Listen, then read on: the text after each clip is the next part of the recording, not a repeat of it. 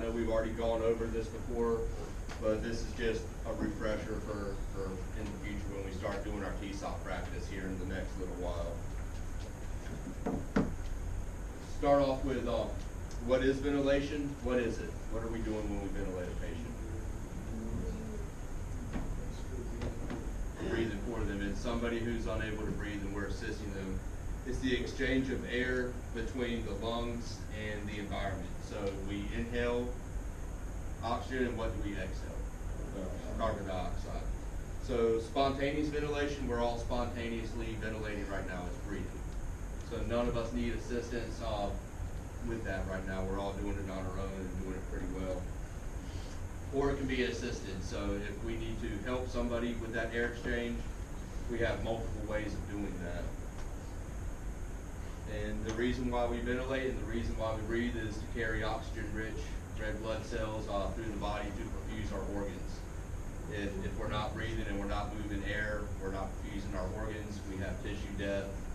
It could be a heart attack, it could be end-organ failure. It's really important that we get the red blood cells everywhere throughout the body.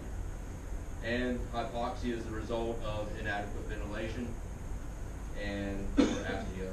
And at the bottom, hypoxia leads to tissue damage, and tissue damage leads to death. So whether that's brain tissue or heart tissue or lung tissue, if we're not oxygenating the body, we end up having an unfavorable outcome. Some patients who need us to help them with ventilations or assist them, what could some of those be? What? Elderly? Okay, what other kind of medical conditions would cause us to have to assist them with some ventilations? Asthmatic, that's a good one. What else? Hypoxia. Overdose. We talked about a sign that, or a false positive for a stroke earlier. Pulmonary edema is one. What was one of the major false positives for strokes we talked about a little bit ago? Seizures. Seizures is good. What else? Hypoglycemia is good. So any kind of altered mental status, CPR, definitely we're going to have to assist with ventilation for that. Any kind of unconscious patients are going to need help with assisting with ventilations. A seizure patient, and some of these can be categorized into unconscious patients, hypoglycemia, overdose, a choking patient, a choking victim who's unable to breathe on their own. We might have to assist with that and work on the Heimlich maneuver and provide ventilations. Drowning victims, and traumatic head injuries or any kind of trauma that affects their inability to breathe. So Mr. Locker mentioned Cushing's triad earlier with a very high blood pressure, very low pulse rates, and kind of all over the place respirations. That would be a patient that we might have to ventilate to bring in some better oxygenation. We got to recognize when to begin ventilating a patient. So anybody who is altered or has a GCS of less than 8, one of the little ALS mnemonics when you get to be a paramedic, if you go that route, is if their GCS is less than 8, then prepare to intubate. So, and same thing as the EMT basic, if their GCS is less than 8, there's a strong chance that they can't maintain their own airway, so we're going to have to use some sort of adjunct and breathe for them until we either get to the hospital or reverse what's causing the altered mental status. Hypoventilation, a sign of symptomatic hypoventilation would be something like a diabetic who's hypoglycemic or a narcotic overdose who's only breathing 2 or 3 times a minute. We can reverse that, but in the meantime, we need to ventilate those patients and bring their sats back up. And a symptomatic hyperventilation, a lot of times people have panic attacks, anxiety attacks, to where we just can't get them to calm down. They're breathing 60, 80 times a minute, and eventually they're going to pass out. So if we can start assisting some ventilations with them while we're trying to get them to calm down, just the return of some blood oxygen to the blood might help them to where they don't pass out. And then apnea. Some absent respirations or agonal respirations, guppy breathing, any type of those kinds of respiratory patterns would definitely warrant ventilations. This was a pretty good one I found of agonal respirations.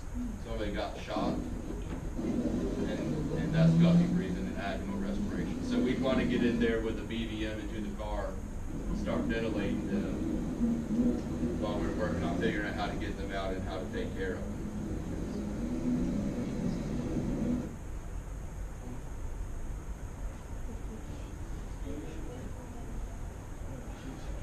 So obviously when we ventilate our patient, we want to make sure we have the right equipment and the right tools to do that.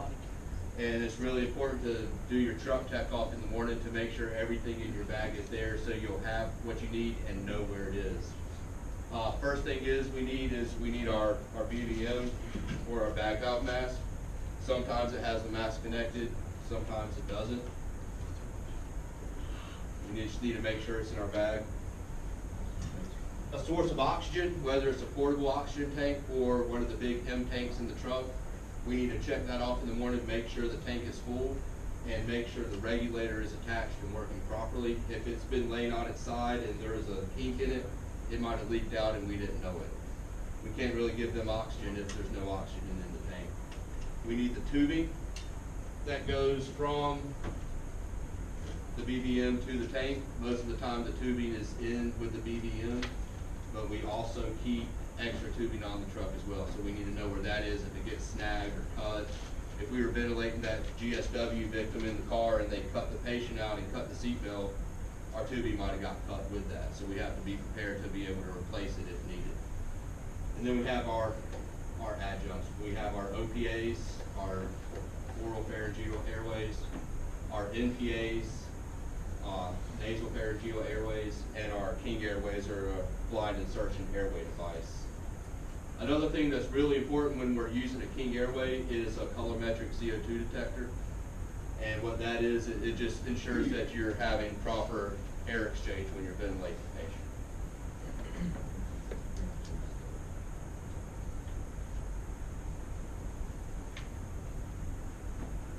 So we all know that the BVM is what we actually use to provide ventilation.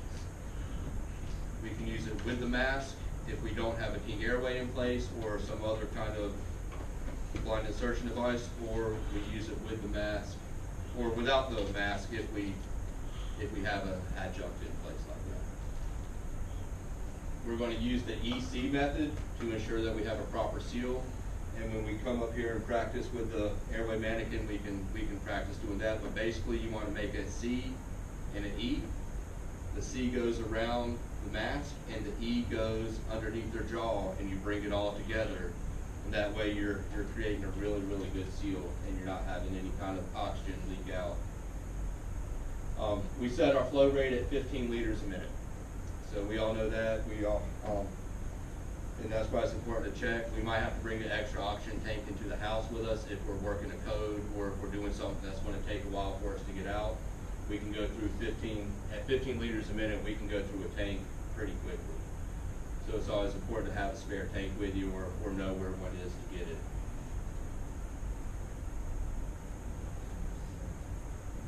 Here's a little video demonstrating the EC method, and we can all practice it after the lecture so everybody kind of gets an idea of how to do it.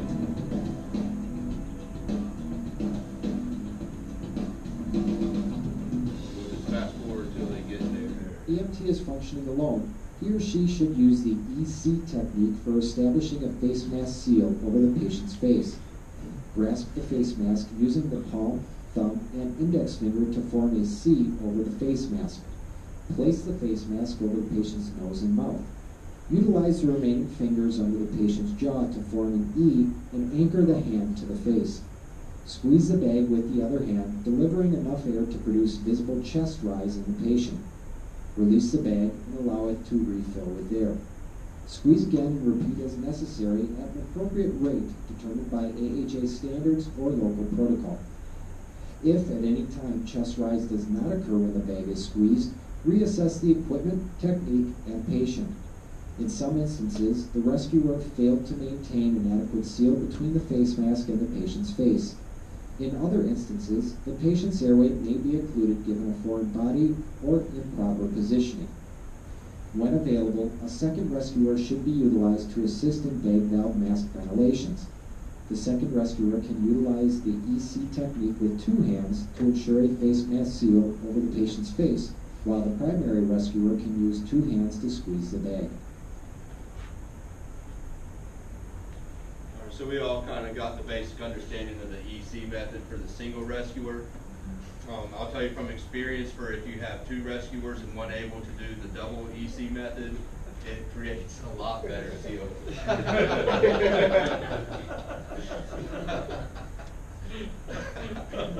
Top right. See it.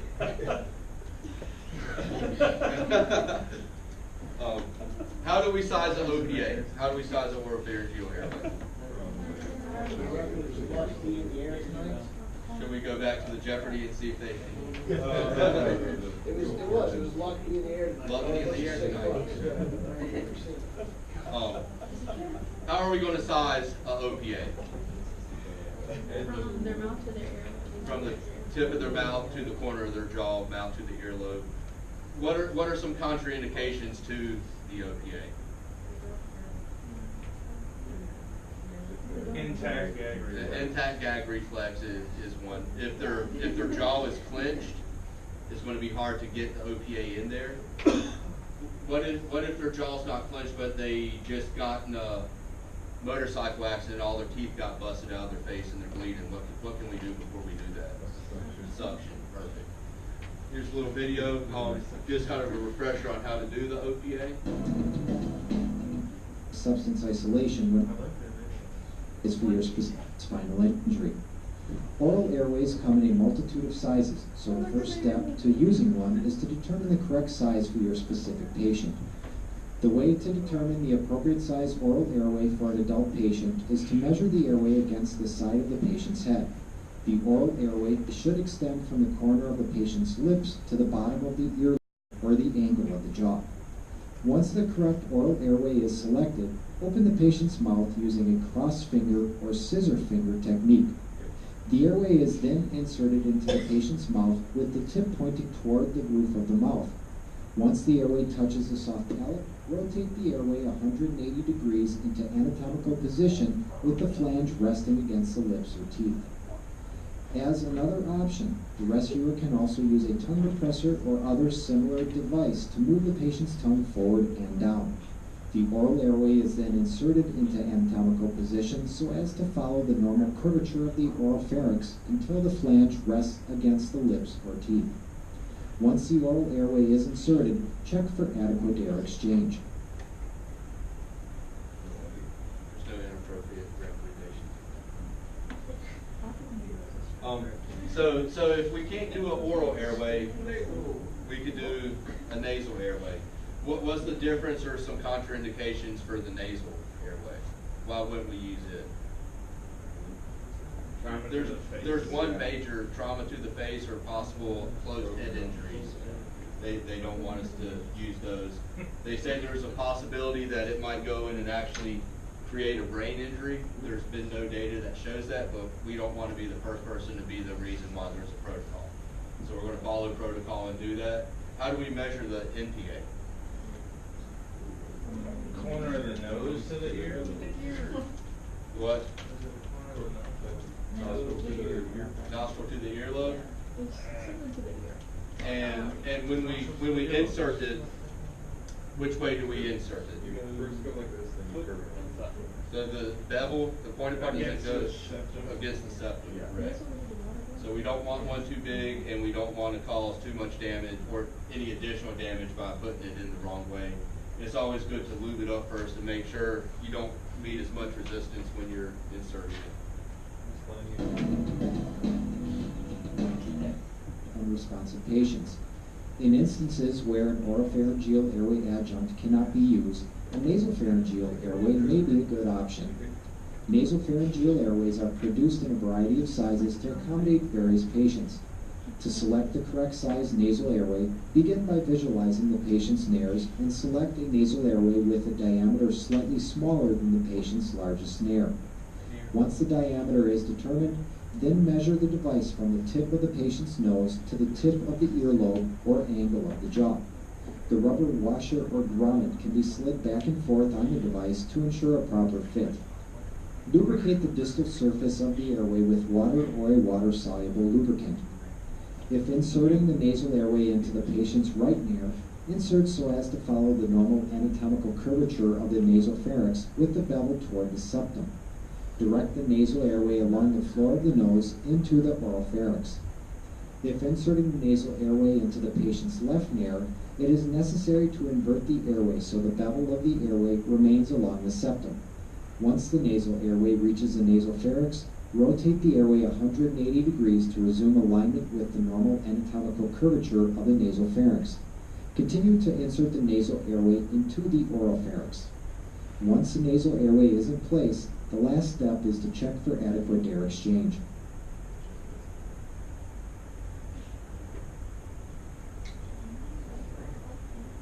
So if we can't use an NPA and we can't use an OPA, or it's an instance like a cardiac arrest or where we need a more secure airway, we can use a King airway or a LMA, whatever your service decides. An iGel is what we use at my job. And they're all just basically blind insertion devices. These are meant to actually sit in the esophagus, and they're not an endotracheal intubation.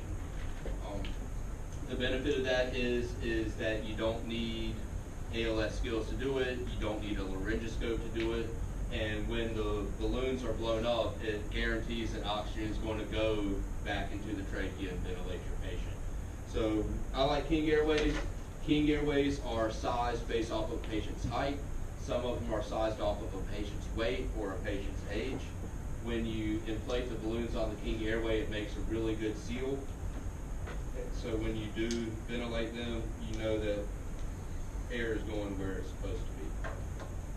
We need 60 cc's of air to inflate the King Airway. These are also great. They have a channel in the front so you can drop a gastric tube to prevent abdominal distension while you're ventilating your patient.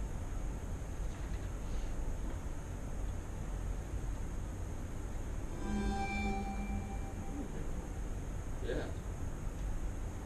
This is the King LT supraglottic airway. And this one's a size 4, works well for large adults. A size 3 works well for smaller adults. To insert it, lift up the chin and the tongue, or if you prefer, you can use a laryngoscope. Now when you pick We're up not the going to King use the LT, pick it up from the connector, and you're going to insert it using a lateral approach until you get past the tongue, and then bring it to midline. Insert it until the connector is at the teeth. And you're going to inflate it with 60 cc's of air. It's a lot of air, 60 cc's. Now you should be able to bag your patient. If you have any resistance to bagging, you want to back it out just a little bit till you get the ventilatory openings right at the glottis. Now there are 2 balloons. The more distal balloon goes into the esophagus. It's an esophageal intubation. And the more proximal balloon, which goes in the hypopharynx. There's 2 main ventilatory outlets, and there are 2 side eyelets, one on each side. There's also a gastric port, which is made to be able to pass up to a size 18 French gastric tube right there on the side. Again, this is a blind esophageal intubation. So when you inflate the balloons, one's in the esophagus and the other is in the hypopharynx, which puts the ventilatory outlets right over the glottis. Now remember, to remove it, take out all 60 cc's of air. The only thing would happen if you pulled it without taking the air out.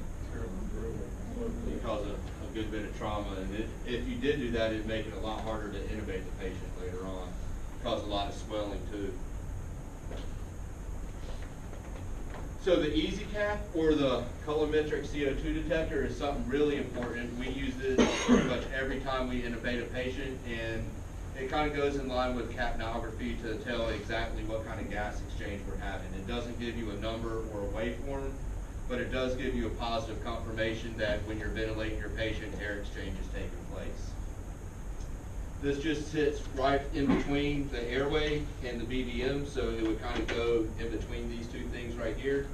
It has a window that you can watch, so when you ventilate the patient, the color changes if you're ventilating them properly.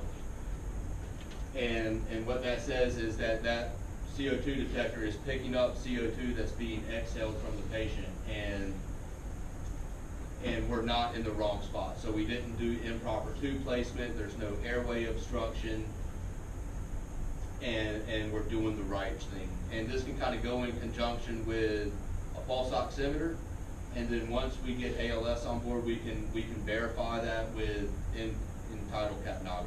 So it's a good way to start, especially if you're a first responder or an EMT waiting on ALS to get there to verify that you're ventilating your patient correctly. And it's another thing to check off on your truck when you're going through your airway pit to make sure you have them.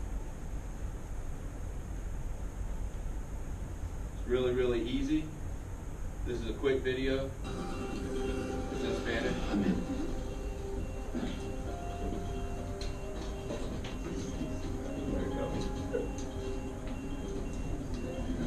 So if you watch when they ventilate, interchange. Yellow is mellow. You did it. Let's get a post-intubation film. So just we'll go over some proper ways to ventilate and some things what not to do. So when you ventilate, we don't want to go too fast or too slow first off. If we're doing like this, they're not getting adequate ventilation. What we want to do is we want to completely depress the BVM and give it time to fully expand. If we completely depress it and then do this, it's the same thing as not doing it enough. Let it fully depress and let it fully expand.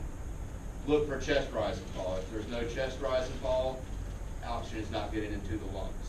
So we need to figure out why and change our course to make that a better outcome. We want to listen to lung sounds. It kind of goes hand in hand with chest rise and fall. If you see chest rise and fall, minus some traumatic injuries or some pneumothoraxes, we should expect to hear lung sounds in all lung fields, and we don't want to hear gastric sounds. What does that mean? You're in the. So air is going into the abdomen, and that kind of goes hand in hand with gastric distension. So if too much air is going into the abdomen, we're actually doing more harm than good because that's causing pressure on the thorax, which we're not going to be able to ventilate the lungs as properly. Good thing about the King Airways and other blind insertion devices, they do have the gastric tube. You can see down there to kind of suction out some of that air and stomach contents if it's in there. We want to look for the color change on the easy cap. We don't want to hyperventilate our patients, and we want to ensure our adjunct is the correct size. So we're not going to put an infant's OPA into an adult or vice versa because it's just not going to do any good. If we use an OPA that's too small on our patients, there's a chance it might seat right, and now it falls into the back of their throat, and we have an airway obstruction we have to deal with. We got to make sure our O2 tanks are full and we have enough on scene to manage our patient at that time. So if that involves going back to the ambulance or the fire engine to get more, then we need to do that. We're not going to use an OPA or a King on a patient with an intact gag reflex.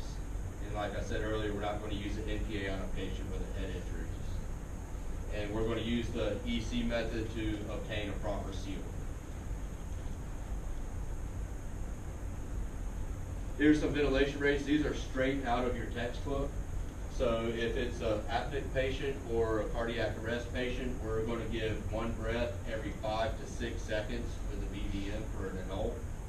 And then for an infant or child, we're going to use a pediatric size BVM, an infant one or a child one, depending on their age and size, every 3 to 5 seconds.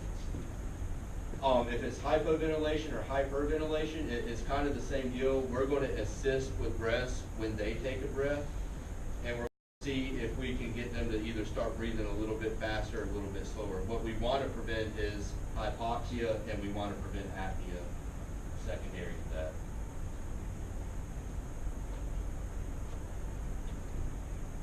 And just one thing on what not to do. I don't know if y'all have seen this one or not, but it's pretty funny. So, assessing the situation, are they breathing? No, Rose, they are not breathing, and they have no arms or legs. No, that's not part of it. Where are they? You know what? If we come across somebody with no arms or legs, do we bother resuscitating them? I mean, what kind of quality of life do we have there? I would want to live with no legs. How about no arms? No arms or legs is basically how you exist right now, Kevin. You don't do anything. Because you're losing them. Okay, too fast. Everyone, we need to pump at a pace of 100 beats per minute. Oh, okay, that's hard to keep track. How many is that per hour? I will divide and then count to it. Okay, well, a good trick is to pump to the tune of Staying Alive by the Bee Gees. Do you know that song? Yes, yes, I do. I love that song. First I was afraid, I was petrified. Staying alive, That's staying it. alive. You were in the parking lot earlier, that's how I know you.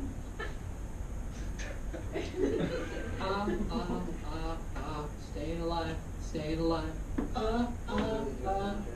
Staying alive, staying alive.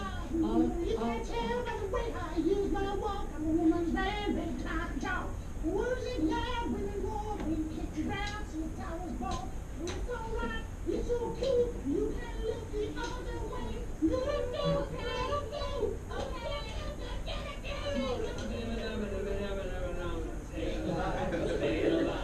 Okay, you didn't maintain 100 beats per minute, and the ambulance didn't arrive because nobody called 911. So you lost him. Okay, he's dead. Anyone know what we do next? Anybody? Rose? I have no idea. Anyone else? We bury. Wrong. And check for an organ donor card. If he has one, we only have minutes to harvest. He has no wallet, I checked. He is an organ donor. He is. Give me some ice in a styrofoam bucket. Here we go.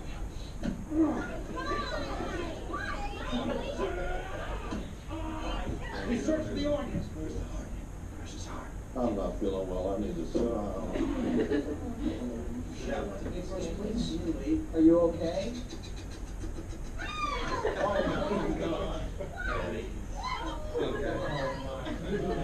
Tell me why you had to cut it.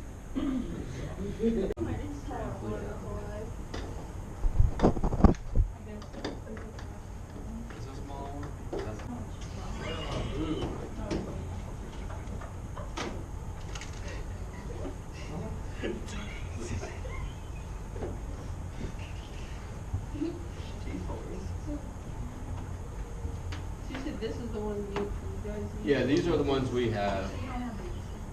Right, on our trucks, yeah. But, I don't, we have these at Medic, and Charlotte uses these. I don't know what Iredale uses, I guess we'll find out. And a lot of times the agency will go to whatever's cheapest when it's time to order them. So we might have these until we run out, and then those might be cheaper, and we'll have those until we run out. It all really just depends on the budget and what the medical director wants. If the medical director doesn't care, like ours doesn't, she's just.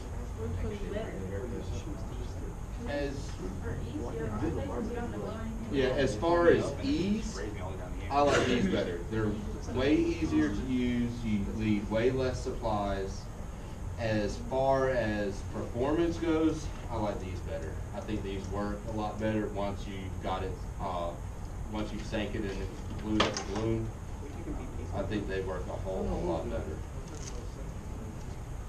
But again, it's to each their own. Everybody has a different preference. I prefer intubating the patient over either one of these. It's different situations for different things. And these are basically what they use for surgery nowadays. If you're going to have elective surgery and they send you back and it's going to be an outpatient thing, 2 or 3 hours, they'll use one of those instead of intubating. Yeah, so like the little baby head, this might be a little bit bigger than a newborn baby because obviously if you do from the nose to the jaw or to the ear, that's not going to work. That's a little better. I forgot how big my kid was when she was born. Standard? Oh, that seems a little bigger than the like newborn. Yeah. Newborn's like the palm of your hand. Newborn's tiny. Yeah.